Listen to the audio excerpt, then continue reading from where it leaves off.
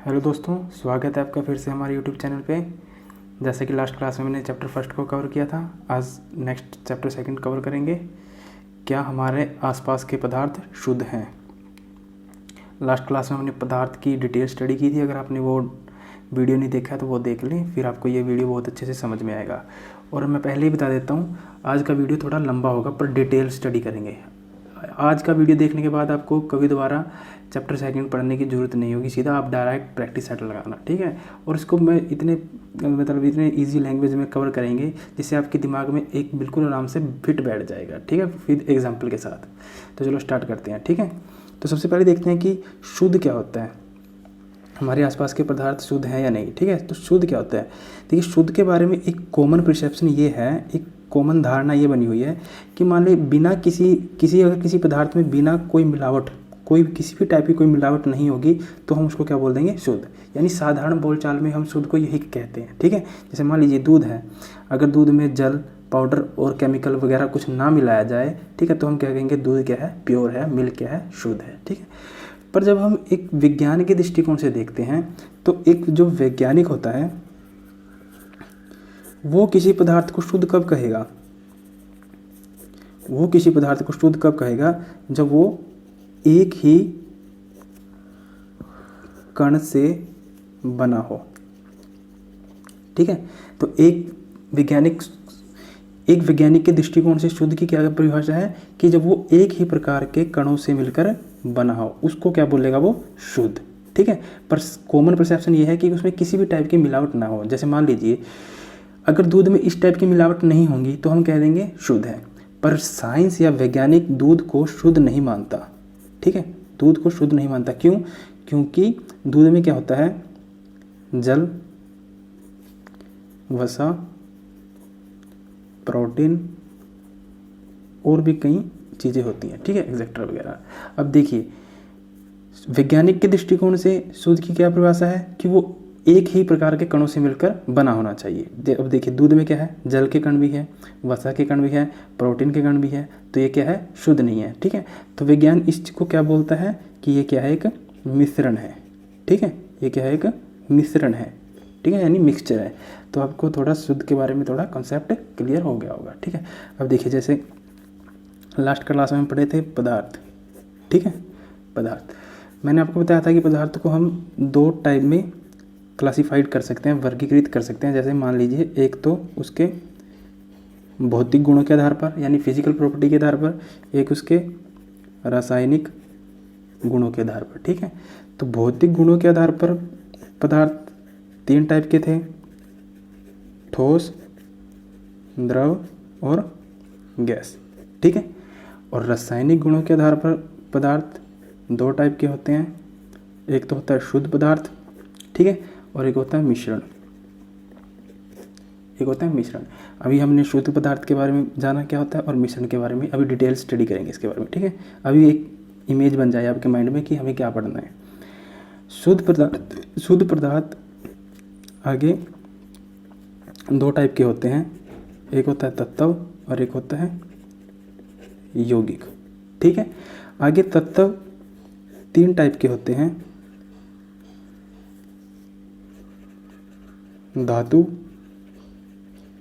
अधातु और उप धातु। तत्व को क्या बोलते हैं हम, एलिमेंट, यौगिक को क्या बोलते हैं, कंपाउंड, ठीक है। मिश्रण को मिक्सचर और शुद्ध को प्योर। और मिश्रण आगे दो टाइप का होता है, समांगी और विषमांगी, ठीक है। आगे मिश्रण में ही आएंगे, एक अलग टाइप होते हैं मिश्रण के, विलयन, निलंबन और कोलाइड, ठीक है। तो अब देखिए हमने पदार्थ के एक भौतिक गुणों के आधार पर ये वाला पार्ट तो कवर कर लिया फर्स्ट चैप्टर में, ठीक है। तो इसके बारे में हम डिटेल पढ़े थे। आज हम इस चैप्टर में इस पार्ट को कवर करेंगे, इसके रासायनिक गुणधर्म के बारे में, ठीक है। तो आज हम क्या क्या पढ़ेंगे, शुद्ध, मिश्रण, तत्व, यौगिक, धातु, अधातु। अच्छा, ये इसके बारे में अभी डिटेल स्टडी नहीं करेंगे क्योंकि ये अलग से ही टॉपिक आएगा आगे, फिर इसके बारे में डिटेल स्टडी करेंगे, ठीक है। पर आप ये देख लें कि तत्व धातु अधातु उपधातु होते क्या हैं, तत्व एलिमेंट होते हैं। ठीक है, यौगिक के बारे में पढ़ेंगे। मिक्सचर आज का सबसे मेन टॉपिक है मिक्सचर। ठीक है, इसके बारे में डिटेल पढ़ेंगे। विलयन क्या होता है, निलंबन क्या होता है, कोलाइड क्या होता है, और किसी मिश्रण को कैसे अलग किया जाता है। दो मिश्रण देंगे हम, उसको कैसे अलग करेंगे। ठीक है, वो पूरी विधि पढ़ेंगे, जैसे क्रिस्टलीकरण। ठीक है, आसमन विधि, प्रभाजी आसमन। ठीक है, वो पूरा डिटेल करेंगे। और आगे मिश्रण दो टाइप का है, समांगी और विषमांगी। ठीक है, यानी आज हम ये वाला पार्ट कवर करेंगे। ये वाला पार्ट हमने कल कवर कर लिया था। ठीक है, आज ये पार्ट कवर करेंगे। चलो स्टार्ट करते हैं।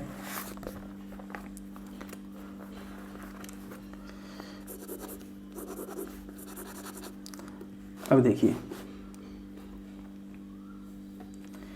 मान लीजिए कोई भी पदार्थ, ठीक है, कोई भी पदार्थ किससे मिलकर बना होता है, एटम से।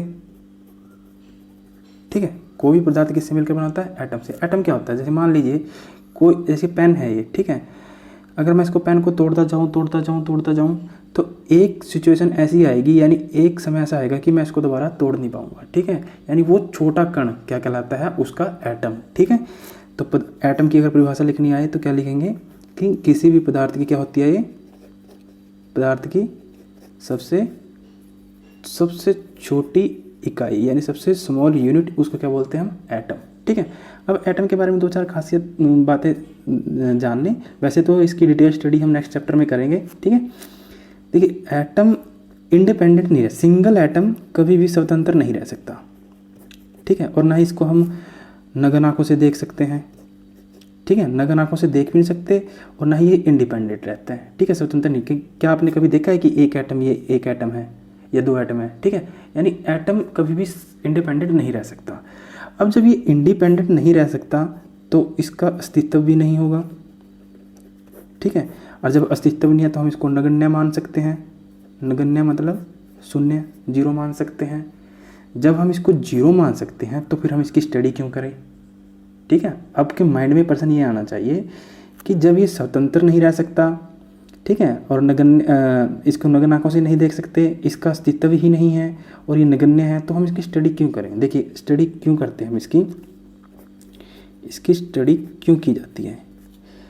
कोई भी साइंस में क्या होगा, कोई भी जो रासायनिक अभिक्रिया होगी, कोई भी रासायनिक अभिक्रिया होगी, उसमें जो भाग लेता है वो कौन लेता है, एटम लेता है। ठीक है, किसी भी रासायनिक अभिक्रिया में कौन भाग लेता है, एटम लेता है। इस वजह से हम क्या करते हैं, एटम की स्टडी करते हैं। ठीक है, अब देखिए जो एटम है, ठीक है, एटम, ठीक है, अब ये क्या करेगा, सिंगल तो रह नहीं सकता क्योंकि इसका स्वतंत्र अस्तित्व है नहीं। ठीक है, तो ये क्या करेगा, एटम ग्रुप बनाएगा। ठीक है, और ग्रुप कैसे बनाएगा, दो ग्रुप बनाएगा। एक तो ये करेगा बिना अभिक्रिया के, और एक अभिक्रिया करके। ठीक है, यानी दो टाइप से ग्रुप बनाएगा, विदाउट रिएक्शन और विद रिएक्शन। जैसे मान लीजिए एक क्लास है और एक क्लास ही है, दो क्लास हैं, इसमें 5 स्टूडेंट हैं और इसमें 5 स्टूडेंट हैं। ठीक है, और जो फर्स्ट क्लास है इसमें जो 5 स्टूडेंट है वो एक दूसरे से कोई भी किसी से बात नहीं करता। अब जब मान लीजिए कोई भी किसी से एक दूसरे से बात नहीं करता तो क्या उसके कोई गुणों में चेंज आएगा, प्रॉपर्टी में चेंज आएगा, नहीं, वो जैसे के हैं वैसे रहेंगे। ठीक है, और क्लास 2 है, ये एक दूसरे से बात करते हैं। ठीक है, तो अब ये एक दूसरे से बात करते हैं तो अपने विचार, अपने आइडियाज़ एक दूसरे के साथ शेयर करेंगे, तो इसके जो प्रॉपर्टी है उसमें क्या आएगा, चेंज आएगा। सेम यही प्रोसेस यहाँ होती है। ठीक है, अगर एटम ऐसा कोई ग्रुप बनाता है जो बिना किसी अभिक्रिया के बनाए, ठीक है, एटम का ऐसा ग्रुप जो बिना किसी अभिक्रिया के बना हो, उसको बोलते हैं हम तत्व। ठीक है, एलिमेंट। ठीक है, और एटम का ऐसा ग्रुप जो अभिक्रिया करके बना हो, उसको बोलते हैं अणु, यानी मॉलिक्यूल्स। ठीक है, तो आपको तत्व का भी पता चल गया क्या होता है और अणु का भी पता चल गया क्या होता है। ठीक है, अब देखिए क्यों पढ़ा हमने। अब देखिए कि जब तत्व बना, जब एटम ने ग्रुप बनाया बिना किसी अभिक्रिया के, ठीक है, तो तत्व का निर्माण हुआ।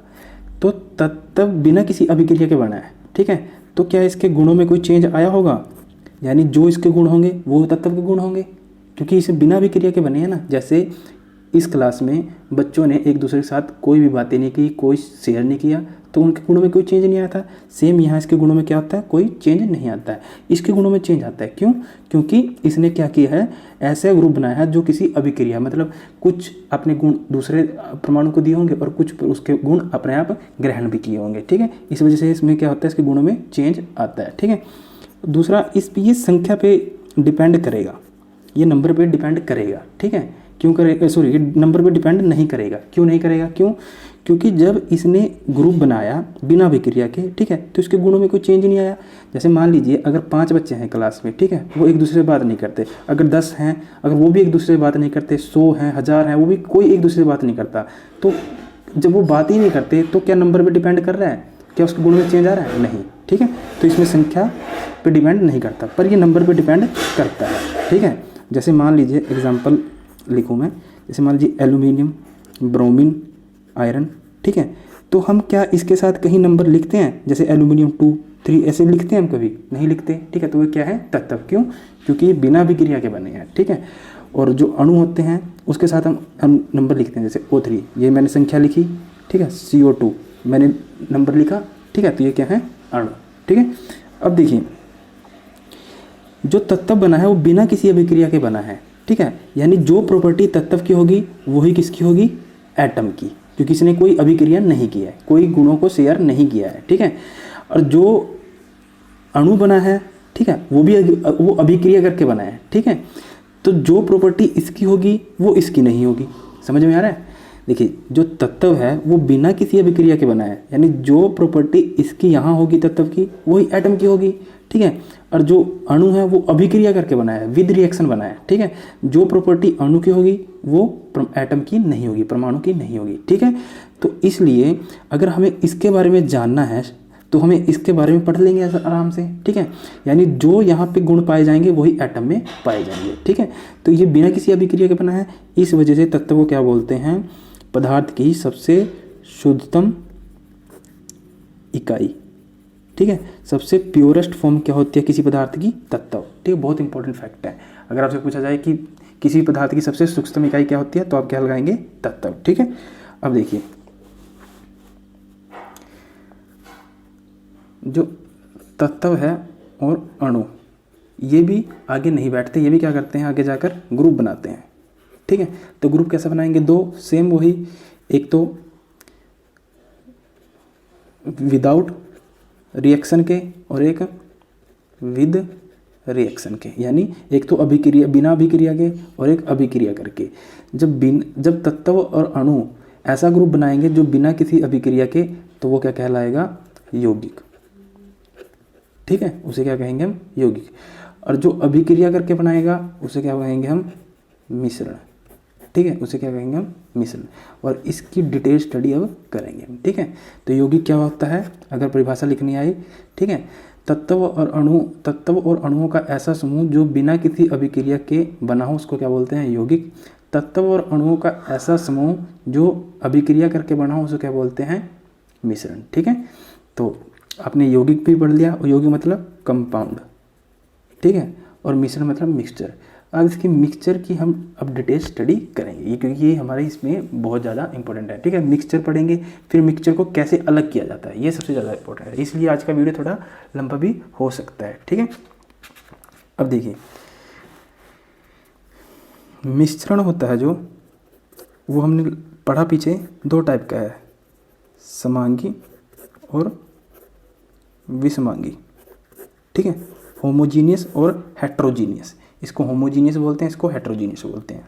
ठीक है, तो मिक्सचर में क्या होता है, जैसे मान लीजिए समांगी मिश्रण किसे कहेंगे, जिसे हम आँख से देख सकते हो, आँख से देख सकते हो अलग अलग।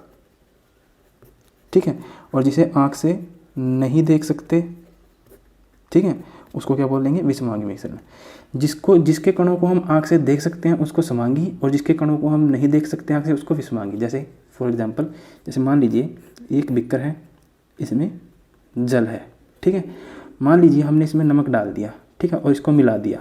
ठीक है, नमक डालने के बाद इसको घोल दिया, तो क्या आप मेरे को बताओ, क्या आप अपनी आँख से देख के बता दोगे कि ये नमक है, ये जल का अणु है, ये नमक का अणु है, जल का अणु है, या चीनी का अणु है, या जल का अणु है? ठीक है, नहीं देख सकते ना, तो उसको क्या बोलेंगे हम? समांगी मिश्रण। ठीक है, और विसमांगी मिश्रण क्या होगा?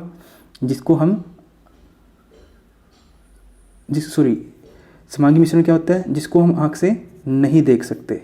ठीक है, नहीं देख सकते, और जिसको हम देख सकते हैं उसको क्या बोलते हैं? विसमांगी मिश्रण। ठीक है, याद रखना, गलत हो गया थोड़ा सा। जिसको हम आँख से नहीं देख सकते वो समांगी मिश्रण, और जिसको देख सकते हैं वो विसमांगी मिश्रण। ठीक है, तो समांगी में जैसे मान लीजिए नमक में जल मिलाया, घोलने के बाद क्या हम उसके कणों को देख सकते हैं? ना नमक के कण दिखाई देंगे हमें, ना जल के कण दिखाई देंगे, अलग अलग तो नहीं दिखाई देंगे। ठीक है, और जैसे विसमांगी का उदाहरण क्या हो सकता है? जैसे मान लीजिए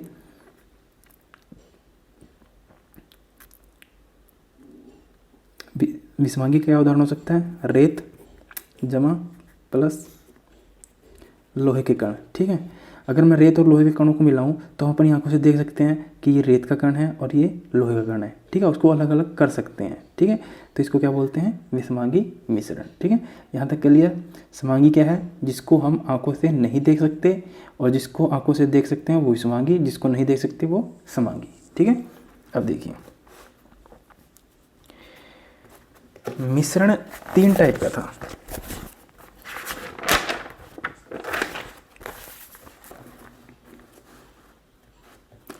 मिश्रण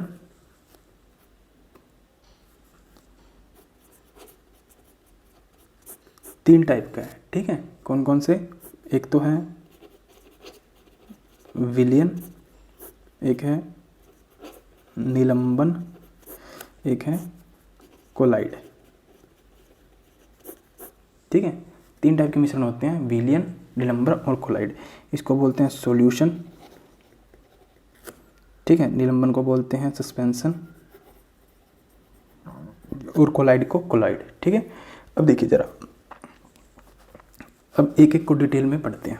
सबसे पहले उठाते हैं विलयन के बारे में। ठीक है, इसके जितने भी कैरेक्टरिस्टिक, जितने भी गुण, जितने भी क्वेश्चन बन सकते हैं, ऐसे सारे कवर करेंगे। ठीक है, देखिए जब भी हम विलयन बोलते हैं, ठीक है, तो हमारे माइंड में सबसे ज़्यादा पहले ये विचार आता है कि ये क्या होगा? लिक्विड होगा, यानी द्रव फॉर्म में होगा। जब भी विलयन बोलते हैं द्रव फॉर्म में होगा, मतलब द्रव के साथ भी हो सकता है, द्रव का ठोस के साथ भी हो सकता है, द्रव का गैस के साथ भी हो सकता है। ठीक है, यानी 3 ये सामान्यतः विचार आते हैं हमारे मन में। ठीक है, यानी जब भी हम विलयन का नाम लेंगे तो हम कहेंगे कि ये द्रव है, द्रव माइंड में आता है। ठीक है, पर विलयन अकेला द्रव न होकर ये ठोस में भी हो सकता है। ठीक है, और ये गैस भी हो सकता है। इसको मैं अभी एग्जांपल के साथ आपके दिमाग में फिट कर दूंगा कि कैसे। ठीक है, उससे पहले आपको 1-2 वर्ड समझने हैं। एक होता है विलायक और एक होता है विलय। ठीक है, एक होता है विलायक और एक होता है विलय। मान लीजिए ये एक गिलास है। ठीक है, इसमें जल भरा है और 1 चम्मच मैंने इसमें चीनी डाल दी। ठीक है, जो चीनी है वो है विलय और जो जल है वो क्या है? विलायक। ठीक है, तो कहने का मतलब विलायक क्या होता है? जो ज़्यादा होता है। ठीक है, यानी किसी विलयन में ज़्यादा होता है। ठीक है, विलयन का वैसे सीधा मतलब होता है घोल। ठीक है, आप अगर सीधे समझना चाहें तो घोल। ठीक है, तो अगर किसी विलयन में जो सबसे ज़्यादा होगा वो क्या कहलाएगा? विलायक, और जो कम होगा वो क्या कहलाएगा? विलय। ठीक है, जो सबसे ज़्यादा होगा वो क्या कहलाएगा? विलायक, और जो कम होगा वो क्या कहलाएगा? विलय। चीनी कम है अकॉर्डिंग टू जल के। ठीक है, तो जल क्या है? विलायक, और चीनी क्या है? विलय। ठीक है, क्लियर? अब देखिए मैंने आपको बताया कि जो विलयन है, जब हम विलयन पढ़ते हैं तो हमारे माइंड में सबसे पहले आता है कि ये लिक्विड फॉर्म में होगा, पर ये लिक्विड फॉर्म में ना होकर ये तीनों फॉर्म में पाया जाता है। ठीक है, ठोस में पाया जाता है, द्रव में पाया जाता है। ठीक है, जैसे द्रव और द्रव का विलयन। ठीक है, जैसे मान लीजिए हम जल में अल्कोहल भी डाल सकते हैं। ठीक है, जिसको दारू बोलते हैं, वो भी विलयन ही है। ठीक है, और द्रव में हम ठोस भी डाल सकते हैं। कैसे? जल ले लीजिए और प्लस चीनी ले लीजिए, शुगर, क्योंकि चीनी क्या है? ठोस।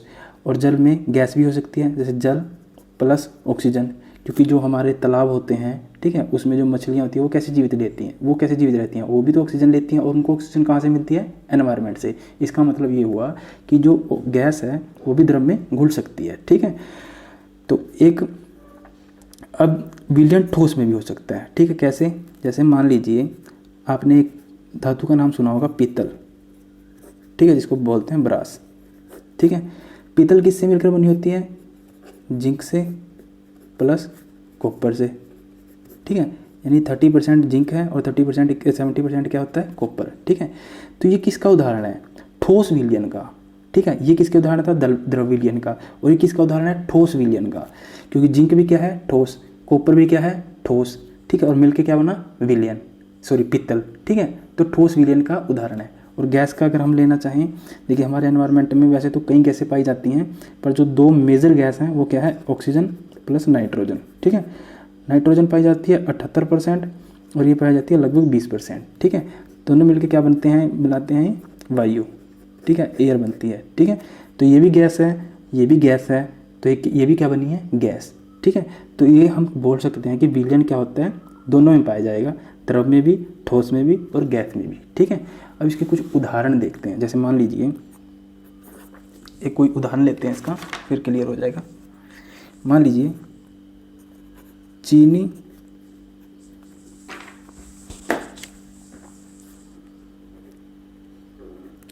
और अगर हम जल का विलयन लें, ठीक है, अगर चीनी और जल का विलयन लें, ठीक है, तो ये क्या होगा, इसमें विलय कौन सा होगा और विलायक कौन सा होगा, आप तो पहचान सकते हो। जो ज़्यादा होता है वो क्या होता है, विलायक, और जो कम होता है उसको क्या बोलते हैं, विलय, ठीक है। तो जो ज़्यादा है, ज़्यादा क्या होगा, जल होगा, तो ये क्या होगा, विलायक, ठीक है। और जो कम होगा वो क्या होगा, विलय। चीनी कम है, ये क्या है, विलय, ठीक है। तो ये क्या बनेगा, ये क्या बनेगा, द्रव में किसका घोल, जल क्या है, द्रव, और चीनी क्या है, ठोस, ठीक है। द्रव में किसका घोल, ठोस का घोल, ठोस का घोल। यानी जो ज़्यादा होगा उसको पहले लिखेंगे और जो कम होगा उसको बाद में लिखेंगे, ठीक है। तो यानी जो ज़्यादा है यानी विलायक को पहले लिखेंगे और विलय को बाद में लिखेंगे, ठीक है। तो चीनी प्लस जल का घोल क्या होगा, द्रव में ठोस का घोल। ये कन्फ्यूजन करके आ सकता है, ठोस में द्रव का घोल बोल सकता है, पर आप ये गलत हो जाएगा, ठीक है। तो ये कैसे ठीक रहेगा, द्रव में ठोस का घोल। तो आगे किसको लिखना है, जो ज़्यादा है, और पीछे किसको लिखना है, जो कम है, क्योंकि चीनी क्या है, ठोस है, वो कम है, इसलिए पीछे लिख दिया, ठीक है। अब देखिए आयोडीन प्लस अल्कोहल, ठीक है। आयोडीन किसको बोलते हैं, नमक, और अल्कोहल किसको बोलते हैं, दारू, ठीक है, शराब। इन दोनों को मिलाकर एक पदार्थ बनता है जिसको बोलते हैं टिंक्चर आयोडीन, ठीक है। ये बड़ा इंपॉर्टेंट है दोस्तों, याद रखना, ठीक है। तो क्या बनता है वो, टिंक्चर आयोडीन। तो अब ये बताओ मेरे को, ये किस में किसका घोल है, ठीक है। तो अब यहाँ देखो आयोडीन का क्या होता है, कम, तो ये क्या है, विलय, ठीक है। अल्कोहल क्या होती है, ज़्यादा, तो ये क्या है, विलायक, ठीक है। तो ये किस में घोल हुआ, द्रव का ठोस में, ठीक है। ये भी किसका हुआ, द्रव का ठोस में। और आयोडीन और अल्कोहल को मिलाकर बनता है टिंक्चर आयोडीन, ठीक है। एक एग्जांपल और देख लेते हैं। जैसे मान लीजिए आपने वातायुक्त पदार्थ देखे होंगे, वातायुक्त पेय पदार्थ, ठीक है। जैसे मान लीजिए जो कोल्ड ड्रिंक होती है, ठीक है, यानी वातायुक्त पेय पदार्थ जिसे ठंडे पदार्थ बोलते हैं, जैसे कोल्ड ड्रिंक, ठीक है, कोल्ड ड्रिंक, ठीक है। तो कोल्ड ड्रिंक में क्या होता है, एक तो होता है जल, एक होता है गैस, ठीक है। एक होता है जल, एक होता है गैस। तो अब मेरे को बताओ कि कोल्ड ड्रिंक में ज़्यादा क्या होता है, जल, तो विलायक क्या होगा, जल, ठीक है। और कम क्या होती है, गैस, कौन सी गैस होती है, CO2, ठीक है। तो कम क्या होती है, गैस, तो ये क्या होगा, विलय, ठीक है। तो ये किस टाइप का विलयन हुआ, सबसे पहले हम क्या लिखेंगे, ज़्यादा, यानी द्रव का, कम क्या है, गैस, गैस में विलयन, और ऊपर क्या था, द्रव का ठोस में विलयन, ठीक है। तो ये 3 एग्जाम्पल याद रखें ध्यान से, ठीक है। तो अब थोड़ा सा इसके जो विलयन है इसके गुण पढ़ लेते हैं, ठीक है, इसके कैरेक्टरिस्टिक्स क्या होते हैं।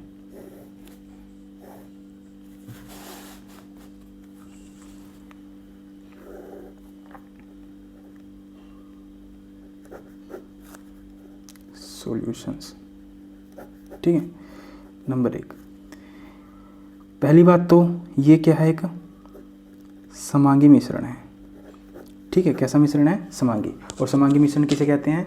जिसे हम आंखों से नहीं, ऐसे मिश्रण को जिसको हम आंखों से नहीं देख सकते, ठीक है।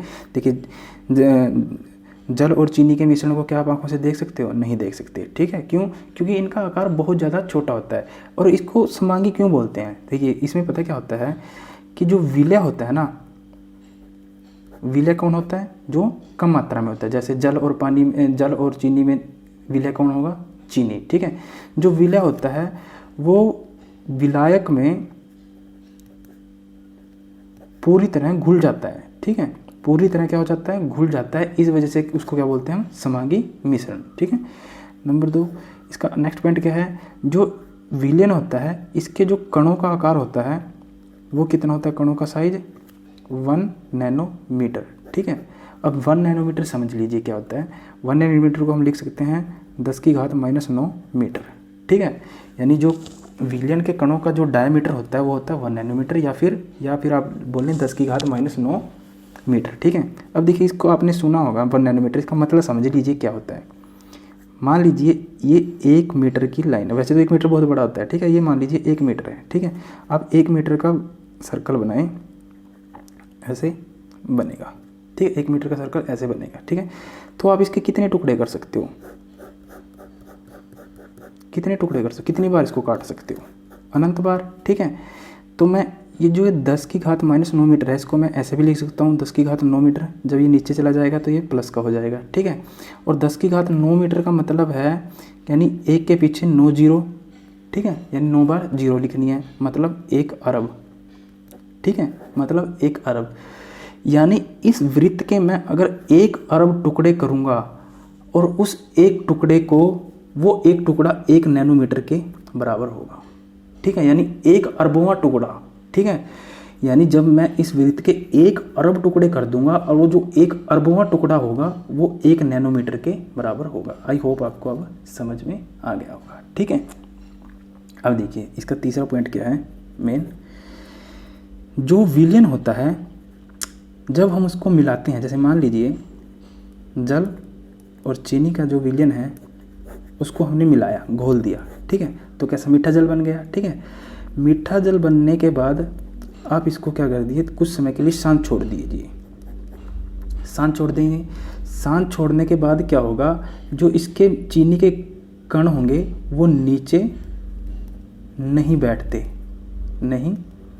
वेरी सिंपल है। क्यों बैठेंगे? नहीं बैठते। क्यों? क्योंकि जो विलय था, चीनी थी, वो पूरी तरह घुल चुकी है, ठीक है। नीचे नहीं बैठते। इसी वजह से जो विलयन होता है वो कैसा होता है? स्थायी। ये बहुत इंपॉर्टेंट फीचर है इसका, ठीक है। ये याद रखना, जो विलयन होता है वो स्थायी होता है। क्यों? क्योंकि विलयन को हम अगर शांत छोड़ देंगे, फ्री छोड़ देंगे, तो वो कुछ समय बाद क्या होगा? उसके कण नीचे नहीं बैठते, ठीक है। इस वजह से ये कैसा विलयन होता है? स्थायी, ठीक है। अब देखिए जो विलयन होता है ये टिंडल इफेक्ट नहीं दर्शाता, टिंडल प्रभाव नहीं दर्शाता है, ठीक है। विलयन क्या होता है? टिंडल प्रभाव नहीं दर्शाता है। अब आप थोड़ा समझ लीजिए कि टिंडल इफेक्ट क्या होता है। ये बहुत इंपॉर्टेंट है और बहुत बार एग्जाम में आता है, ठीक है। देखिए टिंडल इफेक्ट क्या होता है। मान लीजिए जब ये हमारी पृथ्वी है, ठीक है। हमारी पृथ्वी के चारों ओर क्या है? कई वातावरण की परतें पाई जाती हैं। और जब सूर्य से प्रकाश हमारी पृथ्वी के में आता है तो हमारी पृथ्वी में क्या होता है? धूल मिट्टी के छोटे छोटे कण पाए जाते हैं, ठीक है। धूल मिट्टी के छोटे छोटे कण पाए जाते हैं और उनसे टकराने के बाद क्या हो जाता है? प्रकाश चारों ओर फैल जाता है, जिसकी वजह से हमें रोशनी दिखाई देती है, ठीक है। वो प्रकाश क्या होता है? चारों ओर फैल जाता है। उसे बोलते हैं प्रकाश का प्रकीर्णन। अब टिंडल इफेक्ट क्या होता है? मान लीजिए कोई सॉल्यूशन है, सॉल्यूशन मतलब विलयन है, मतलब लिक्विड फॉर्म में है, ठीक है। मान लीजिए कोई सॉल्यूशन है, ठीक है। और यहाँ हम एक टॉर्च रख दें, ठीक है, ऐसे टॉर्च चलाएं, और जब हम इस सॉल्यूशन, ये कांच का एक गिलास है, ठीक है, ये कांच का गिलास है, अगर मैं यहाँ पे टॉर्च जलाऊं और यहाँ पे इसकी लाइट यहाँ पड़ेगी, ठीक है, अगर ये टॉर्च जलाने के बाद यहाँ पे जो विलयन है ये, इसमें अगर ये रास्ता ऐसे दिखाई दिया, ठीक है, तो ये टिंडल इफेक्ट दिखाएगा। अगर ये रास्ता नहीं दिखाई दिया, बिल्कुल ही एक जैसा हुआ, सारा एक जैसा हुआ, ठीक है, तो ये टिंडल इफेक्ट नहीं दिखाएगा, ठीक है, ये होता है टिंडल इफेक्ट, ठीक है। ये टिंडल इफेक्ट क्यों दिखाई देता है? क्योंकि क्या होता है इसमें क्या होगा कि देखिए, अब जो समांगी मिश्रण होगा, क्या वो टिंडल इफेक्ट दिखाएगा? नहीं। क्यों? क्योंकि जो विलय था वो पूरी तरह क्या हो गया, घुल चुका है, ठीक है, तो इस वजह से वो क्या होता है, टिंडल इफेक्ट नहीं दिखा पाता। पर जो विलय पूरी तरह नहीं घुल पाएगा वो टिंडल इफेक्ट को जरूर दिखाएगा, ठीक है। तो अगर आपसे पूछा जाए विलयन टिंडल इफेक्ट दिखाता है, तो आप क्या कहेंगे? टिंडल इफेक्ट नहीं दिखाता, ठीक है, टिंडल इफेक्ट नहीं दिखाता। एक पांचवा इसका जो कैरेक्टरिस्टिक है वो है समांगिकता।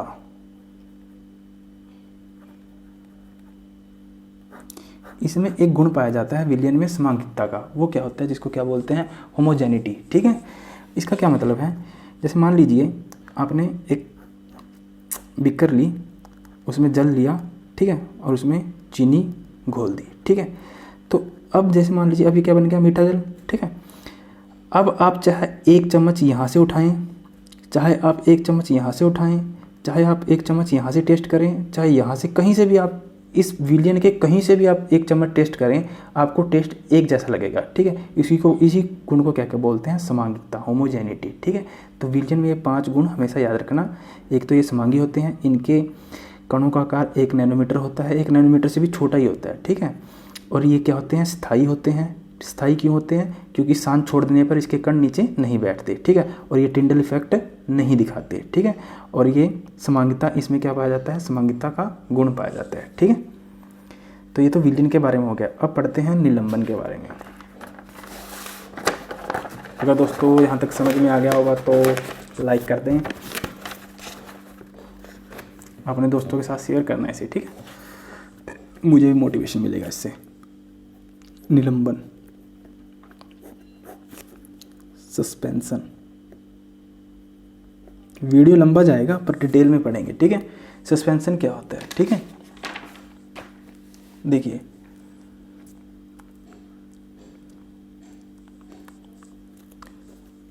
जब विलायक में, अब तो आप समझ चुके होंगे विलायक क्या होता है, जो ज़्यादा मात्रा में हो, ठीक है। जब विलायक में विलय ना घुले उसे क्या बोलते हैं, निलंबन, ठीक है, उसे क्या बोलते हैं, निलंबन। जैसे मान लीजिए ये है जल, ठीक है, और जल में मैं डाल दूं मिट्टी या फिर रेत, ठीक है। क्या जल को मिट्टी में इसमें घोल दोगे? नहीं घोल सकते। रेत को घोल पाओगे मिट्टी में? नहीं घोल सकते। क्यों? क्योंकि कुछ समय बाद क्या होगा, कुछ समय बाद मिट्टी नीचे बैठ जाएगी और जल, जो साफ जल होगा वो ऊपर चला जाएगा, ठीक है। तो उसको क्या बोलते हैं, निलंबन, ठीक है। उसके जो मेन गुण है वो नोट कर लें आप, ठीक है। पहली बात तो ये कैसा मिश्रण होगा, विषमांगी मिश्रण, ठीक है। विषमांगी क्यों होगा? क्योंकि हम इसके अलग अलग कणों को देख सकते हैं, ठीक है, देख सकते हैं ना। क्योंकि अगर मान लीजिए किसी बीकर में जल और मिट्टी है तो हम उसके मिट्टी कण भी दिखाई देंगे, ठीक है, और जल के कण भी दिखाई देंगे, ठीक है। तो ये कैसा मिश्रण है, विषमांगी मिश्रण, ठीक है। नंबर 2, ये कैसा रहेगा, ये स्थायी रहेगा या अस्थायी? क्यों ये अस्थायी रहेगा? क्यों? देखिए अस्थायी क्यों रहेगा, जब आपने जल में मिट्टी मिलाई, ठीक है, और कुछ समय बाद जब आप इसको सांस छोड़ देंगे तो क्या होगा, मिट्टी क्या होगी, नीचे बैठ जाएगी, मिट्टी क्या होगी, नीचे बैठ जाएगी, ठीक है, और जो जल होगा वो ऊपर दिखाई देगा साफ, ठीक है। तो ये कैसा है, अस्थायी विलयन, ठीक है। निलंबन कैसा मिश्रण है, क्योंकि हम मिश्रण पढ़ रहे हैं ना, मिश्रण के प्रकार, तो ये कैसा मिश्रण है, अस्थायी मिश्रण, ठीक है। नंबर 3, क्या ये टिंडल इफेक्ट दिखाएगा? ये इंपॉर्टेंट है भाई, ये पॉइंट इसका बहुत ज़्यादा इंपॉर्टेंट है। क्या ये टिंडल इफेक्ट दिखाएगा?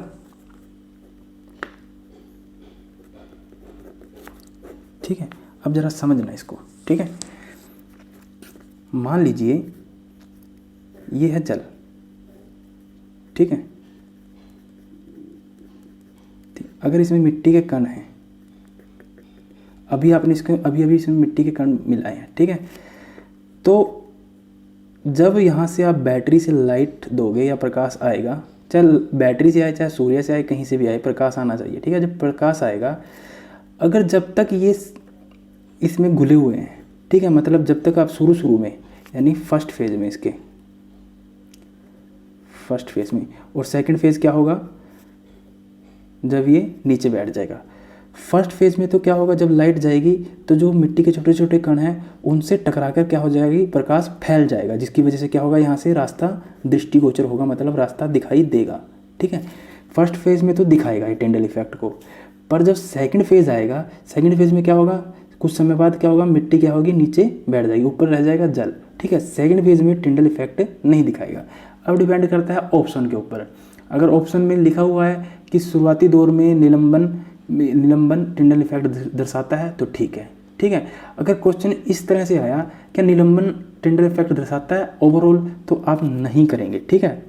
ओवरऑल आप नहीं करेंगे, क्यों? क्योंकि शुरू में दिखाता है, बाद में नहीं दिखाता, ठीक है, क्योंकि एक अस्थायी मिश्रण है, ठीक है।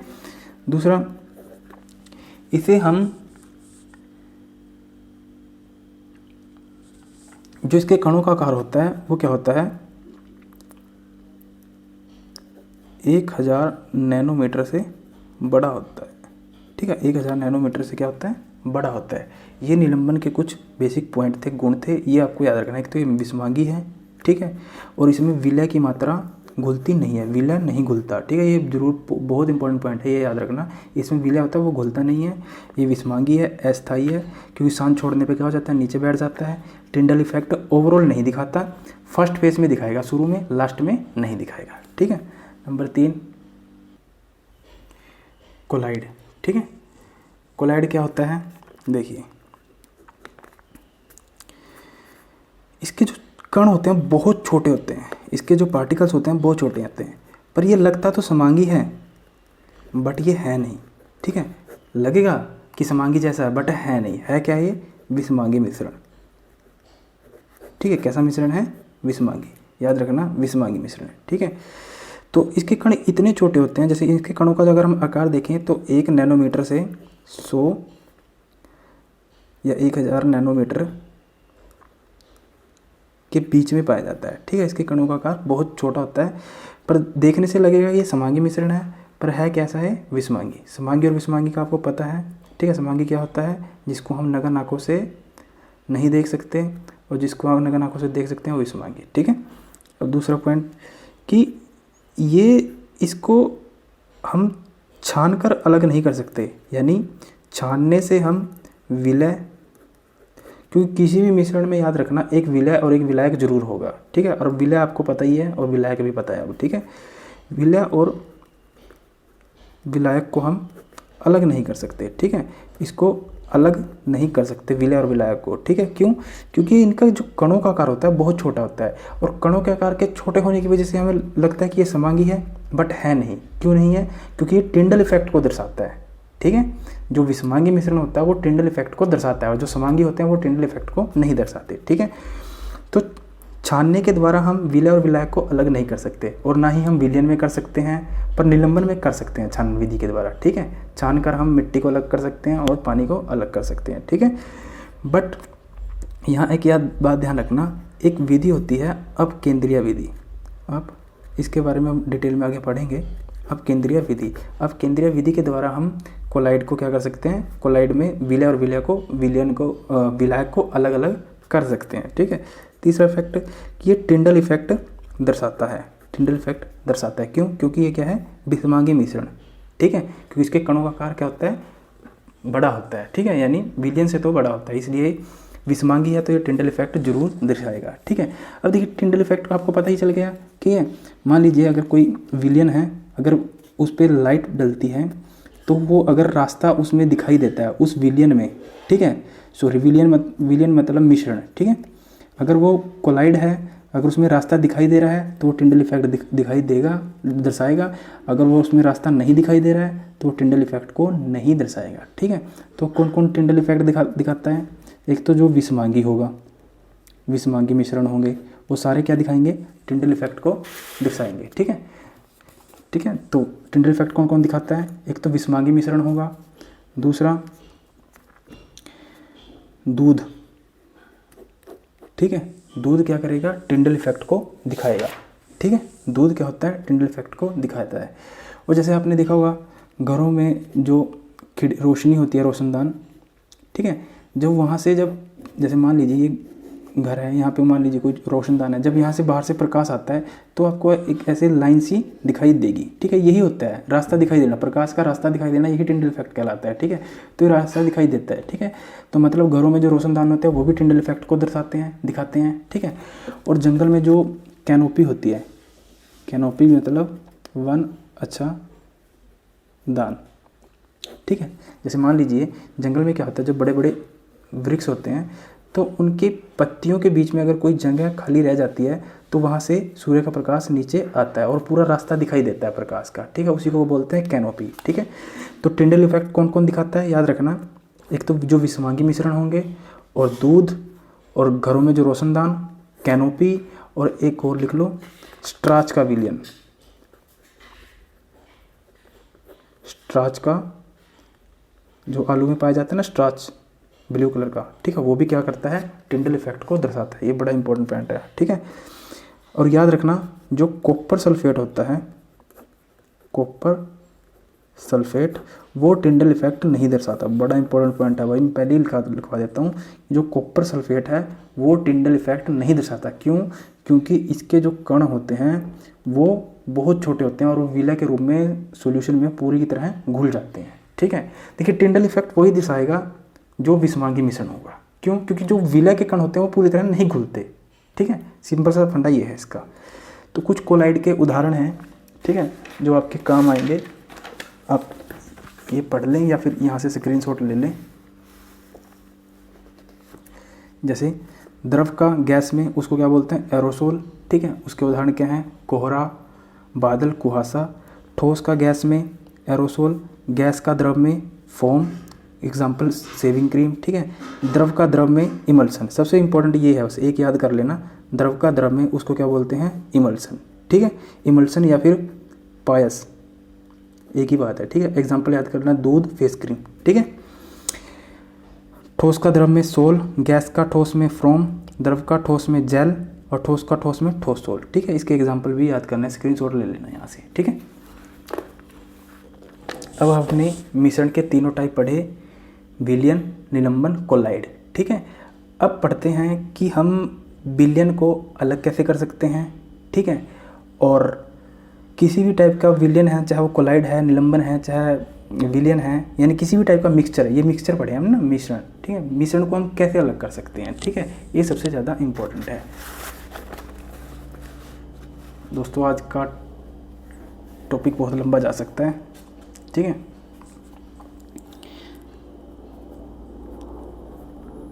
मिश्रण को अलग करने की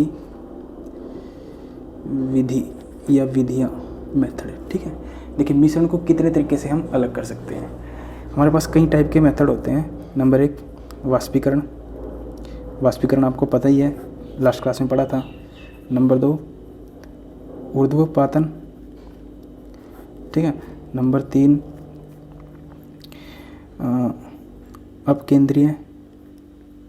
अपकेंद्रीयकरण। ठीक है, नंबर 4 पृथक्करण।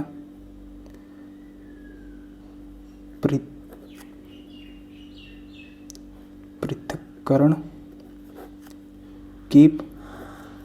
नंबर 5 आसवन विधि। नंबर 6 प्रभाजी आसवन। नंबर 7 क्रिस्टलीकरण। ठीक है, तो 7 विधियां हैं जिसके द्वारा हम किसी मिश्रण को अलग कर सकते हैं। ठीक है, वाष्पीकरण, ऊर्ध्वपातन और अपकेंद्रीकरण, पृथक्करण की आसवन, प्रभाजी आसवन और क्रिस्टलीकरण। ठीक है, तो सबसे पहले हम देखते हैं वाष्पीकरण को। ठीक है, तो वाष्पीकरण क्या होता था, बिना क्वथनांक पे पहुंचे अगर कोई जल वाष्प में चेंज हो जाता है तो उसको हम वाष्पीकरण कहते हैं, और लास्ट क्लास में हमने इसको डिटेल में पढ़ा था। ठीक है, अब पहली विधि उठाते हैं वाष्पीकरण। ठीक है, ये क्या होती है और कैसे चलता है काम, इसमें एक प्रोसेस कैसे होती है इसकी। देखिए, मान लीजिए डाई होती है अपनी डाई, ये डाई कैसी होती है, कलर वाली। ठीक है, आप एक बात याद रखना, जो डाई होती है ना उसमें ना एक से ज़्यादा कलर होते हैं, 2 भी हो सकते हैं, 3 भी हो सकते हैं, कितने भी कलर हो सकते हैं। ठीक है, उसमें कई तरह के कलर होते हैं डाई के अंदर। ठीक है, डाई में कितने कलर होते हैं, कई प्रकार के कलर होते हैं। किसी एक रंग से डाई नहीं बनती, कई रंगों से बनती है, चाहे वो 2 रंग हो, चाहे 3 हो, 4 हो, कई रंगों से डाई बनती है। अब डाई में से जो कलर होते हैं उसको कैसे अलग किया जाता है। ठीक है, यानी वाष्पीकरण में क्या करेंगे हम कि जो डाई होती है उसमें से रंगों को कैसे अलग करेंगे, रंगों को कैसे अलग करेंगे। देखिए दोस्तों, इसमें भी क्या होगा, डाई में भी क्या होगा, एक विलय होगा, ठीक है, और एक विलायक होगा। क्यों, जो कम होगा वो विलय होगा और जो अधिक होगा वो क्या होगा, विलायक होगा। ठीक है, अब देखिए कैसे करते हैं इसमें। जैसे मान लीजिए डाई है, उसके लिए क्या करेंगे, हम एक बीकर लेंगे। ठीक है, मान लीजिए ये क्या ले लिया बीकर हमने। ठीक है, उसमें जल डाल दिया और नीचे से इसको हम क्या करेंगे, हीट देंगे। ठीक है, और इसके ऊपर हम एक कांच की प्लेट रख देंगे। इसके ऊपर क्या रख देंगे हम, कांच की प्लेट, और इसमें रख देंगे हम ये पारदर्शी कांच की प्लेट रखेंगे। पारदर्शी कांच की प्लेट्स मतलब जिसको आर पार देख सकते हैं। ठीक है, तो इसके ऊपर क्या रख देंगे हम, जिसमें से हमें अलग करना है डाई। ठीक है, अब देखिए डाई मैंने आपको बताया कि उसमें क्या होता है, कई प्रकार के रंग होते हैं, मतलब डाई किसी एक रंग से नहीं मिलती है, कई रंगों से मिलती है। जैसे मान लीजिए ब्लैक एंड ब्लू, 2 कलर को मिलाकर कोई डाई बनाई गई है। ठीक है, अब दोनों को हम अलग कैसे करें। ठीक है, क्योंकि ये भी क्या है, एक मिक्सचर है। ठीक है, अब इनको अलग कैसे करें, इन दोनों को मिलाकर एक डाई बनाई है। ठीक है, उसको क्या करेंगे, हम पारदर्शी कांच की प्लेट के ऊपर रख देंगे और इसमें थोड़ा जल डाल देंगे और नीचे से इसको हीट देंगे, गर्म करेंगे। ठीक है, तो थोड़ी देर बाद क्या होगा कि वाष्पीकरण के द्वारा जब उसको हीट देंगे, वाष्पीकरण के द्वारा क्या होगा, जिसका क्वथनांक, अब याद रखना क्वथनांक, मैंने बताया था कल, क्वथनांक बहुत इंपॉर्टेंट पॉइंट है। ठीक है, और मैंने बार बार इसी बात पे फोकस दिया था कि हर पदार्थ का क्वथनांक क्या होगा, अलग अलग होगा। ठीक है, आज इसका बहुत यूज़ होगा। जिसका क्वथनांक कम होगा वो पहले क्या हो जाएगी, वाष्प बनकर उड़ जाएगी। ठीक है, चाहे वो ब्लैक हो चाहे वो ब्लू हो। ठीक है, और जिसका क्वथनांक अधिक होगा, यानी जो लेट में उबलेगा वो क्या होगा, लेट में, मतलब लेट वाष्प बनेगा। ठीक है, जैसे मान लीजिए अगर इसमें 2 कलर हैं, ब्लू और ब्लैक। ठीक है, अगर ब्लू कलर का जो क्वथनांक है वो कम है, ठीक है, तो वो क्या होगा, जल्दी वाष्प बनकर उड़ जाएगा, तो बीच में क्या रह जाएगा, ब्लैक कलर। तो डाई अलग हो गई, इस मिश्रण को हमने अलग कर दिया एक दूसरे से। ठीक है, अगर इसका क्वथनांक कम है, ठीक है, तो ये सबसे पहले उड़ जाएगा वाष्प बनकर और ये लेट उड़ेगा। ठीक है, अगर इसका कम है तो ब्लैक उड़ जाएगा तो ब्लू बच जाएगा। ठीक है, अगर इसका कम है तो ये उड़ जाएगा, ब्लैक बच जाएगा। तो इस प्रकार क्या होता है, हम वाष्पीकरण के द्वारा किसी भी मिश्रण को अलग कर सकते हैं। ठीक है, नंबर 2 ऊर्ध्वपातन यानी सब्लिमेशन। इसमें कैसे हम करते हैं किसी मिश्रण को अलग। ठीक है, ऊर्ध्वपातन के द्वारा, जैसे मान लीजिए नमक और अमोनियम क्लोराइड को अलग करना है, यानी नमक से अमोनियम क्लोराइड को अलग करना है। नमक और अमोनियम क्लोराइड का एक मिश्रण है। ठीक है, उसको अलग करना है कैसे, ऊर्ध्वपातन विधि के द्वारा। ठीक है, देखिए क्या होगा ऊर्ध्वपातन विधि के द्वारा। सेम यहाँ पे क्या लेंगे, हम एक बीकर लेंगे, ठीक है, चीनी मिट्टी का, और नीचे से उसको हीट देंगे। ठीक है, ऊपर क्या करेंगे, हम एक कांच की कीप नुमा एक कीप नुमा एक बिक्कर रख देंगे कांच का, ठीक है। और इसमें क्या डाल देंगे हम, नमक और अमोनियम क्लोराइड का मिश्रण जो भी हमारे पास है। देखिए क्योंकि नमक में जो अमोनियम क्लोराइड होता है ये जो शुगर के बीमारी वाले मरीज होते हैं उनके लिए खतरनाक होता है, हृदय रोगी के लिए खतरनाक होता है, बीमार व्यक्तियों के लिए खतरनाक होता है। इस वजह से हम इसको अलग करते हैं नमक से, ठीक है। तो जब हम इसको गर्म करेंगे नमक से, तो नमक और अमोनियम क्लोराइड एक कैसा मिश्रण है, ठोस सॉलिड है ना। तो जब हम इसको अलग गर्म करके अलग करेंगे, जो अमोनियम क्लोराइड होगा वो ठोस से द्रव में ना आकर सीधा कहाँ चला जाएगा, गैस में, क्योंकि ऊर्ध्वपातन विधि में हमने यही पढ़ा था अगर आपको याद होगा, ठीक है। तो जो भी अमोनियम क्लोराइड होगी वो क्या होगी, यहाँ से गर्म होने के बाद यहाँ से निकल जाएगी और नीचे क्या बच जाएगा, नमक, ठीक है। तो इसे बोलते हैं हम ऊर्ध्वपातन विधि, ठीक है। तो नमक और अमोनियम क्लोराइड को किस विधि के द्वारा अलग किया जाएगा, ऊर्ध्वपातन विधि के द्वारा। और डाई से उसके रंगों को किस विधि के द्वारा किया जाएगा, उसको क्या बोलते हैं हम, वाष्पीकरण, ठीक है। अब देखिए अपकेंद्रीय विधि, एक विधि और रह गई, लिख ली भूल गया मैं, क्रोमैटोग्राफी। ये सबसे इम्पोर्टेंट है, बहुत इंपॉर्टेंट है, यहाँ से क्वेश्चन भी आया था पिछली बार असिस्टेंट कमांडेंट में, ठीक है। अब देखिए नंबर 3 है हमारे पास अपकेंद्रीय विधि। वैसे तो ये बहुत बड़ा टॉपिक है, ठीक है। इसको हम डिटेल में फिर कभी पढ़ेंगे। अब केंद्रीय बल और अभिकेंद्रीय बल 2 बल होते हैं, ठीक है। इसके अंदर क्या होता है कि जैसे मान लीजिए कोई हमारे पास मिश्रण है, जैसे मान लीजिए मक्खन है, मक्खन से हमें क्या निकालना है, सॉरी दही है, दही से हमें मक्खन निकालना है, ठीक है। तो हम कैसे निकालेंगे, क्योंकि कई बार क्या होता है कि जो ठोस होते हैं, आपने देखा होगा कई बार क्या होता है कि जो ठोस होते हैं वो इतनी अच्छे से घुल जाते हैं, ठोस के कण इतने अच्छे से घुल जाते हैं कि उनको ना छान के द्वारा अलग नहीं किया जाता, यानी फिल्टर करके उनको अलग नहीं किया जा सकता, ठीक है। तो उस ऐसे मिश्रणों को अलग करने के लिए हम अपकेंद्रीय विधि का यूज करते हैं, ठीक है। अपकेंद्रीय विधि में क्या होता है कि जैसे मान लीजिए आपने घर पे देखा भी होगा, एक बर्तन के अंदर हमने दही रख दी, ठीक है, और उसके अंदर क्या डाल देते हैं, उसके अंदर हम ये मशीन लगा देते हैं जिसको क्या बोलते हैं हम, मंदानी। अलग अलग भाषा में सबको अलग अलग बोलते हैं, हमारे हरियाणा में मंदानी बोलते हैं इसको, ठीक है। मंदानी क्या होती है, अपने एक्सिस पर बहुत तेज घूमती है, ठीक है। वो अपने एक्सिस पर बहुत तेज घूमती है, तो यहाँ से फोर्स कहाँ लगती है, बाहर की ओर लगती है, ठीक है। यहाँ से फोर्स कहाँ लगती है, बाहर की ओर, जो यहाँ मटेरियल होता है उसको बाहर फेंकती है, ठीक है। इससे क्या होता है कि जो भारी कण होते हैं वो नीचे बैठ जाते हैं, और जो हल्के कण होते हैं, यानी जो मक्खन है, हल्के कण है, वो कहाँ चले जाते हैं, ऊपर चले जाते हैं। यानी दही से क्या होता है, जो लस्सी बनती है वो अलग हो जाती है, नीचे बैठ जाती है, और जो मक्खन होता है वो ऊपर आ जाता है। सिंपल फंडा ये है कि जो भारी कण है वो नीचे बैठ जाएंगे और जो हल्के कण है वो ऊपर आ जाएंगे, ठीक है। इसी विधि को क्या बोलते हैं, अपकेंद्रीय विधि। देखिए अब इसका यूज़ कैसे कहाँ कहाँ होता है, आपके लिए ज़रूरी है इसका यूज़ करना, ठीक है। एक तो हमने दही से मक्खन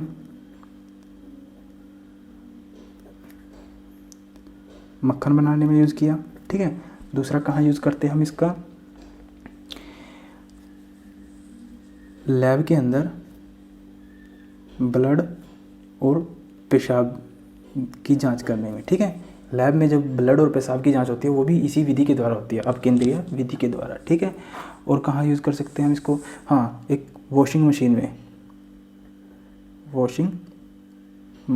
ठीक है। यानी कपड़े धोने की मशीन में भी क्या होता है, इसी का यूज़ होता है। क्यों, क्योंकि जैसे मान लीजिए ये मशीन है और जो अंदर मोटर लगी होती है वो क्या करती है, घूमती है और कपड़ों को फेंकती है बाहर।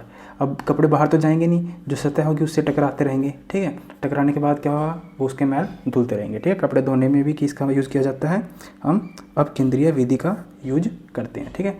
आप आई होप आपको 3 विधियाँ तो आपको समझ में आ गई होंगी, ठीक है। ऊर्ध्वपातन, नमक और अमोनियम क्लोराइड को, ठीक है। वाष्पीकरण, डाई से अलग अलग रंगों को अलग करने में, याद रखना डाई क्या होता है, जिसमें एक से ज़्यादा रंग हो, ठीक है। अब देखते हैं पृथक्करण कीप।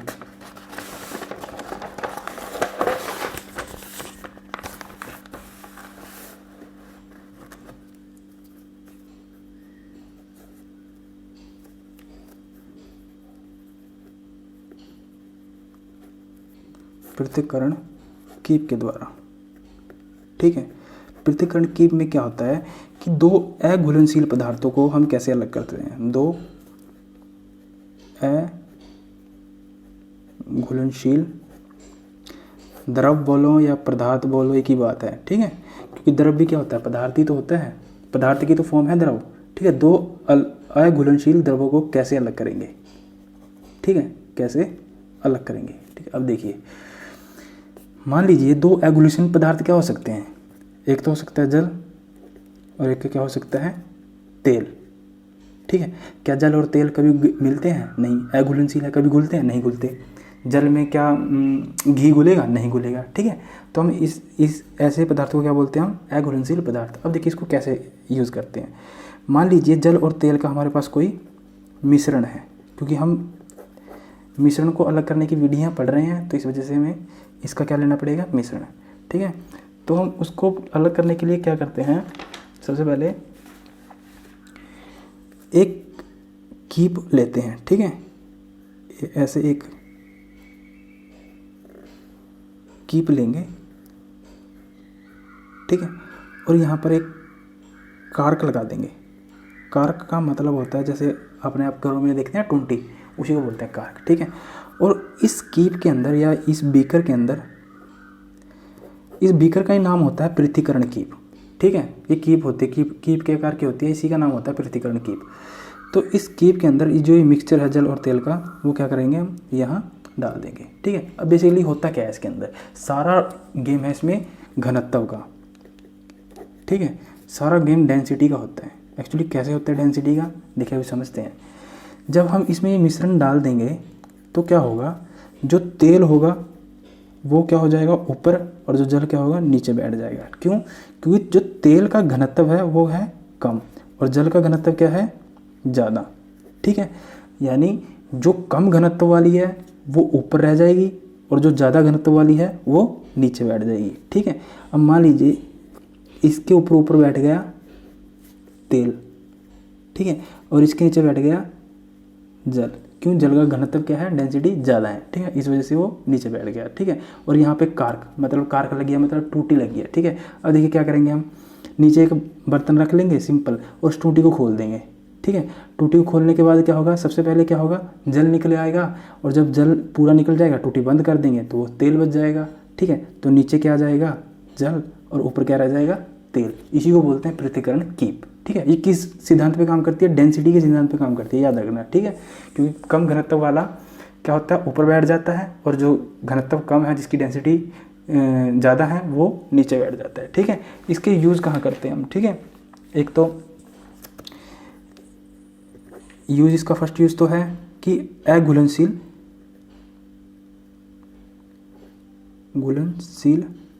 पदार्थों को अलग करने के लिए, ठीक है, अघुलनशील पदार्थों को अलग करने के लिए। और दूसरा क्या होता है, धातु शोधन में लोहे को अलग करने के लिए।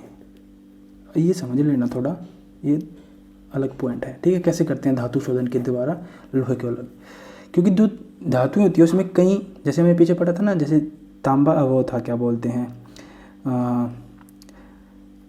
पित्तल था, उसमें किसका था, जिंक और कॉपर का मिश्रण था, ठीक है। तो धातुएं कई पदार्थों से मिलकर बनी होती हैं।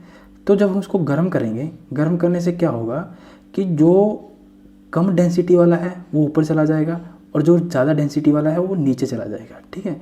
अगर लोहे में कुछ और दूसरा पदार्थ मिला है, ठीक है, और धातु मिली है, गर्म करने पे वो, अगर उसकी डेंसिटी कम है तो ऊपर बैठ जाएगा, और उसकी डेंसिटी अगर ज़्यादा है, अगर उसकी डेंसिटी ज़्यादा है तो नीचे बैठ जाएगा। तो लोहा क्या होता है, डेंसिटी ज़्यादा होती है तो नीचे बैठ जाता है। तो इस प्रकार हम उसको अलग कर देते हैं, लोहे को अलग कर देते हैं, ठीक है।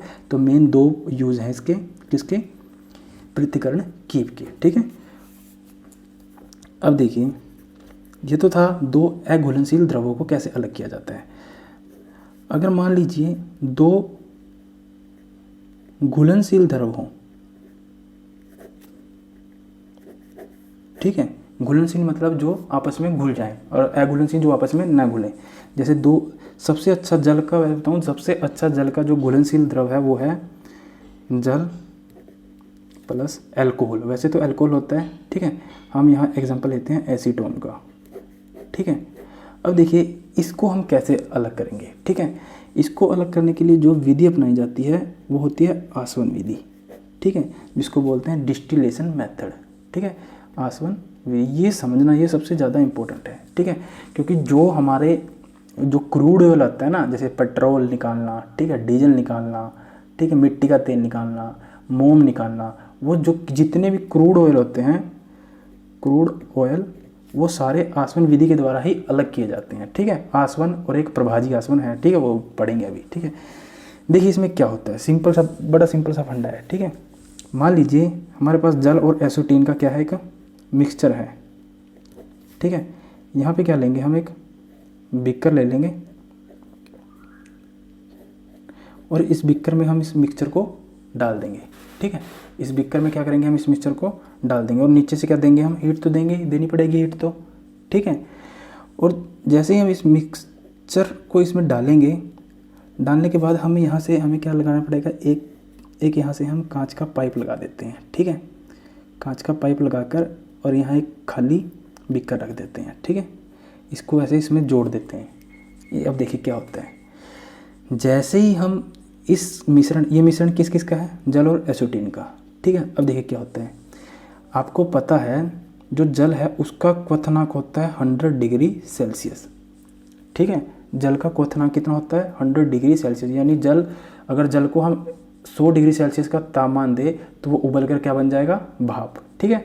तो क्वथनांक क्या होता था कि वह निश्चित तापमान जिस पर कोई द्रव उबल कर क्या बन जाए, भाप बन जाए, है तो ये भी द्रव है, ठीक है। तो उसको क्या बोलते हैं हम, क्वथनांक बिंदु। और जो एसीटोन होता है उसका जो क्वथनांक बिंदु होता है वो होता है 57 डिग्री सेल्सियस, ठीक है। 57 या 56 के आसपास होता है, ये इतना ही होता है, देख लेना, चेक कर लेना एक बार, ये इतना मैटर नहीं है कि 57 है 58 है, ठीक है, बस ये देख लेना कि डिग्री सेल्सियस इतना है, ठीक है। तो इसका क्वथनांक इतना है, इसका क्वथनांक इतना है, ठीक है। अब मेरे को बताओ कि कौन सबसे पहले वाष्प बनेगा, जल बनेगा या एसीटोन बनेगा।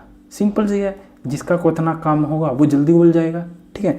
जैसे हम इसको नीचे से हीट देंगे और जब हीट का टेम्परेचर 56 डिग्री सेल्सियस तक पहुंच जाएगा तो एसीटोन क्या होगा, उबलना स्टार्ट कर देगा। उबलना स्टार्ट करेगा तो वो वाष्प बनकर यहाँ पे क्या होगा, वाष्प बनकर ऐसे आएगा और इस पात्र में इकट्ठा हो जाएगा। तो यहाँ पे क्या हो जाएगा, एसीटोन, और यहाँ पे क्या रह जाएगा, जल, क्योंकि जल तो 100 डिग्री सेल्सियस पे घुलेगा जाके, ठीक है। तो और इसको 100 डिग्री सेल्सियस पे जल घुलेगा और ये 56 पे ही घुल जाएगा, ये 56 पे ही उबलना स्टार्ट कर देगा और जल उबलेगा 100 डिग्री सेल्सियस पे, ठीक है। तो इस तरह से हम जब दो घुलनशील पदार्थ हों उसको हम आसवन विधि से अलग करते हैं, ठीक है, याद रखना, आसवन विधि से, ठीक है। और जितने भी क्रूड्स ऑयल्स हैं उनको भी हम आसवन विधि के द्वारा ही अलग करते हैं, ठीक है। अब मान लीजिए एक विधि होती है प्रभाजी आसवन, ये इसी का भाई है छोटा, जिसको बोलते हैं फ्रैक्शनल डिस्टिलेशन, ठीक है। अब देखिए इसमें क्या होता है, मान लीजिए हमारे पास दो ऐसे पदार्थ हों, ठीक है। ये तो हमने किस बेस पे अलग कर दिया है, इनके क्वथनांक बिंदु के आधार पर, ठीक है। पर अगर मान लीजिए हमारे पास कोई दो ऐसा मिश्रण आ जाए या फिर कोई ऐसा मिक्सचर आ जाए जिनका जो क्वथनांक है बहुत कम हो, ठीक है, क्वथनांक बहुत कम हो, यानी जो, जैसे मान लीजिए दो मिश्रण में क्या होता है, दो पदार्थ होते हैं और दोनों पदार्थ का जो क्वथनांक है उनके बीच का जो डिफरेंस है बहुत कम हो, तब उसको हम कैसे अलग करेंगे, ठीक है, उस मिश्रण को कैसे अलग करेंगे, क्योंकि उसको हम प्रभाजी आसवन विधि से तो अलग नहीं कर सकते, प्रभाजी आसवन विधि से अलग करेंगे, ठीक है। तो प्रभाजी आसवन विधि की एक बात याद रखना, एक इसका एक्सक्लूसिव पॉइंट है कि अगर मिश्रण में दो पदार्थों के बीच 25 केल्विन का अंतर हो, 25 केल्विन से कम का अंतर हो, ठीक है, तो उसको अलग करने के लिए हम किसका यूज करते हैं, प्रभाजी आसवन का, ठीक है। तो वो भी सेम यही है, ठीक है। उसमें क्या होता है, एक अलग से एक पॉइंट है वो मैं आपको बता देता हूँ क्या होता है। सेम एक बीकर होगा ऐसे, ठीक है, और इसमें वो मिश्रण होगा, ठीक है। और उसको जब हम गर्म करेंगे, ठीक है, गर्म करने के बाद यहाँ पे ना एक स्तंभ लगा होता है, एक मीटर लगा होता है, जिसको बोलते हैं हम प्रभाजी स्तंभ, ठीक है। क्यों?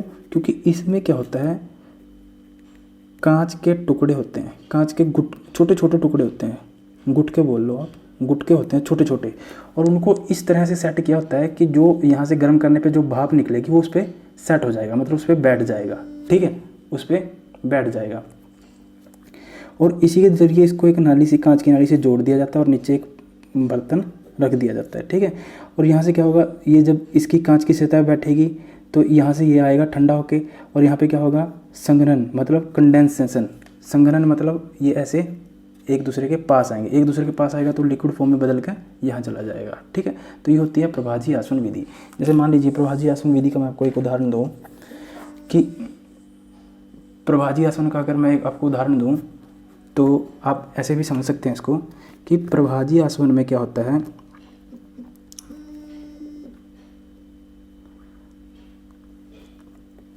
प्रभाजी आसवन में क्या होता है, जैसे मान लीजिए वायु है, वायु में क्या होता है कि कई टाइप की गैसें होती हैं, ऑक्सीजन है, ठीक है, और CO2 है, ठीक है, नाइट्रोजन है, कई टाइप की गैसें होती हैं।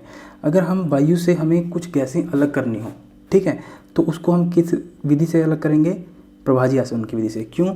क्योंकि आप देखेंगे कि जो ऑक्सीजन का क्वथनांक बिंदु है वो होता है -183 डिग्री सेल्सियस, ठीक है। ऑक्सीजन का जो क्वथनांक बिंदु है वो होता है -183 डिग्री सेल्सियस, और नाइट्रोजन का होता है -196 डिग्री सेल्सियस, ठीक है। तो अब देखिए जो इनका डिफरेंस है उसको क्या बोलेंगे हम, जो इनका डिफरेंस है वो 25 केल्विन से कम है, ठीक है। तो इसको क्या करेंगे हम, प्रभाजी आसवन विधि के द्वारा अलग करेंगे। वैसे नीचे से हीट देंगे, यहाँ पे एक प्रभाजी स्तंभ लगाएंगे और ऊपर यहाँ से ठंडा करते चले जाएंगे, जिससे वो कंडेंस होता जाएगा और लिक्विड बन के अलग होता चला जाएगा, ठीक है। ऐसे करके हम प्रभाजी आसवन विधि के द्वारा जिनका अंतर 25 केल्विन से कम हो उसको अलग कर सकते हैं, ठीक है। अब एक विधि और रह गई है, उसको बोलते हैं क्रिस्टलीकरण। क्रिस्टलीकरण, ठीक है। उसमें क्या होता है, देखिए सिंपल सा है। क्रिस्टलीकरण में क्या होता है कि जैसे आपने देखा होगा नमक कैसे बनाते हैं, ठीक है। नमक कैसे बनाते हैं कि हम बड़े बड़े समुद्र में क्या होता है, समुद्र के पास बड़े बड़े ऐसे होदी बनी होती है, टैंक बोलते हैं जिसको, ठीक है। नीचे ज़मीन में टैंक बने होते हैं और समुद्र का जल इसमें डाल देते हैं। समुद्र का जल इसमें डालने के बाद देखिए नमक बनाने में 2 विधियाँ यूज होती हैं, एक तो वाष्पीकरण होता है और एक क्रिस्टलीकरण, ठीक है। तो जब हम समुद्र का जल इसमें डाल देते हैं तो कुछ समय बाद क्या होगा, समुद्र का जल वाष्प बन के उड़ जाएगा, ठीक है, और नीचे बन जाएगा ठोस, ठीक है, यानी ठोस रह जाएगा नमक, ठोस नमक। पर जो वो नमक मिलेगा हमें वो कैसा मिलेगा, अशुद्ध। क्यों? क्योंकि उसमें समुद्र के कुछ अवांछनीय पदार्थ भी शामिल होते हैं। जैसे मान लीजिए लकड़ी के टुकड़े हैं, कोई जानवर का बॉडी है, हड्डियां हैं, कुछ भी पॉलीथीन वगैरह, पत्थर, कंकड़, बहुत कुछ अशुद्ध चीज़ें मिलेंगी, ठीक है। तो उसको, उन अशुद्धियों को कैसे अलग किया जाएगा, क्रिस्टलीकरण विधि के द्वारा। क्रिस्टलीकरण विधि के द्वारा क्या होता है कि हम उसको पात्र में जब डालते हैं, जैसे मान लीजिए ये नमक मिला हमें अशुद्ध, उसको जब हम पात्र में डालते हैं तो नीचे एक फ़िल्टर लगा होता है। फ़िल्टर लगने से क्या होगा, जो नमक होगा, जो प्योर नमक होगा, छोटे छोटे नमक के जो छोटे छोटे टुकड़े होंगे वो क्या होगा, इससे छनकर नीचे आराम से नीचे अलग किया जा सकता है उसको, ठीक है। और जो अवांछनीय पदार्थ होंगे वो इसमें फंस जाएंगे, ठीक है, फिल्टर के द्वारा। यही विधि क्या कहलाती है, क्रिस्टलीकरण विधि। और नमक को हम इससे, नमक समुद्र से हम नमक इसी विधि से बनाते हैं, वाष्पीकरण और क्रिस्टलीकरण, ठीक है। और एक लास्ट विधि रहेगी, सबसे इम्पोर्टेंट है, वो है क्रोमैटोग्राफी। देखिए सबसे इम्पोर्टेंट विधि है क्रोमैटोग्राफी। एक्चुअली इसका यूज़ कैसे करते हैं हमें ये याद रखना, ठीक है।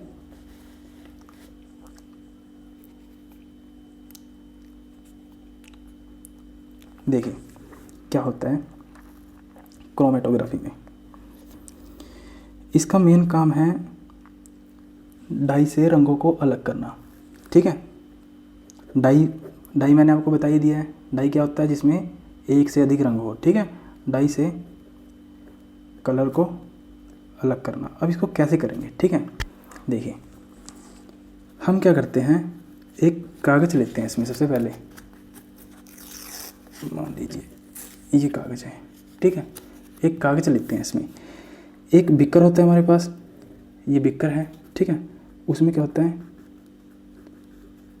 उसको आधा जल से भर लिया, ठीक है। ये जल और ये बिकर, ठीक है। और जिस भी कलर को अलग करना है, ठीक है। मान लीजिए यहाँ पे क्या करेंगे, हम निशान लगा देंगे, ठीक है। ये रेड कलर है, ये मान लीजिए ब्लैक है, और ये मान लीजिए ब्लू है, ठीक है। एक पेपर पे क्या करेंगे हम, जो डाई वाला पेपर होगा उस पर कैसे अलग करते हैं कलर को, देखिए। जल में क्या करेंगे हम, इसको यहाँ तक डुबो देंगे, ठीक है। आप देख रहे हो यहाँ तक मैंने इसको यहाँ तक डुबोया है, पूरा नहीं डुबोया, आपको पूरा नहीं डुबोना है, ठीक है। यहाँ तक डुबोना है, बस जल के अंदर यहाँ तक डुबोना है, और बस छोड़ देना है, डुबो के छोड़ दो। कुछ नहीं करना, कोई हीट नहीं देनी नीचे से, कुछ नहीं करना। जब हम इसको छोड़ देते हैं तो क्या होगा, आपने एक बल सुना होगा, केसी कत्तव बल, ठीक है। कैपिलरी फोर्स बोलते हैं जिसको, ठीक है। केसी कत्तव बल, उसमें उसको हम आगे डिटेल में पढ़ेंगे, ठीक है। अभी बस नाम सुन लें, केसी कत्तव बल। तो जो ये जल होता है, जब जल इस कागज़ में क्या होता है, जब इस कागज़ को टच होता है, टच होने के बाद क्या होगा, ये जो कलर होंगे ये ऐसे ऐसे आगे गति करने लगते हैं। कोई कहीं तक गति करेगा, कोई इतनी दूर तक जाएगा, कोई थोड़ा ही दूर जाएगा, ठीक है। वो डिपेंड करेगा कि वो कलर, वो रंग कितना घुलनशील है, कितना घुलनशील है, ठीक है। अगर वो कलर ज़्यादा घुलनशील है तो वो ज़्यादा गति करेगा, अगर वो कम है तो वो कम गति करेगा, ठीक है। और यही जैसे मान लीजिए अगर ब्लैक कलर ज़्यादा घुलनशील है तो वो ज़्यादा गति करेगा, और जो रेड कलर है कम घुलनशील है तो वो इतनी गति करेगा, अगर ये उससे भी कम है तो इतनी गति करेगा, ठीक है। उस पर ऐसे लेयर बन जाएगी। ये तो आप घर पे भी करके देख सकते हो, ठीक है। पर आपको पूरा नहीं डुबोना, जहाँ तक कलर है ना वो नहीं डुबोना आपने, ठीक है। इसको बस आधा ही डुबोना है, और कुछ समय बाद देखना कि यहाँ से कलर क्या होगा, ऐसे ऐसे आगे आगे बिखर जाएगा, और तरह तरह के रंग बन जाएंगे, बहुत तरह के रंग बन जाएंगे। एक रंग नहीं बनेगा, अलग अलग रंग बन जाएंगे। और इसी विधि को बोला जाता है क्रोमेटोग्राफी, ठीक है। यही मेथड होता है क्रोमेटोग्राफी। अब देख लीजिए इसका यूज कैसे कहाँ कहाँ होता है। एक तो डाई से कलर अलग करने में, ठीक है, कलर को अलग करने में डाई से क्या करेंगे हम, कलर को अलग करेंगे। दूसरा ब्लड से नशीले पदार्थों को अलग करने में,